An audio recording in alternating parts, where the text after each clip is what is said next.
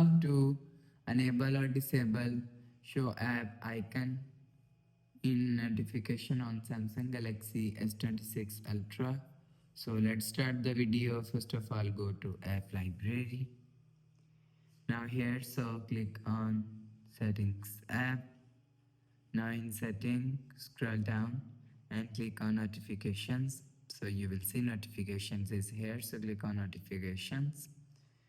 Now here, scroll down and click on advanced settings.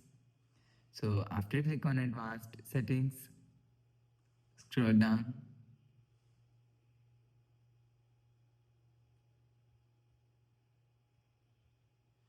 You will see show app icon in notification is here. So if you want to disable show app icon in notification, so turn off this button. So after turn off this button, you will see show app icon in notification is disabled. So if you want to enable show app in notification, so turn on this button. So after turn on this button, you will see show app icon in notification is enable. So you will enable or disable show app in icon in notification from here.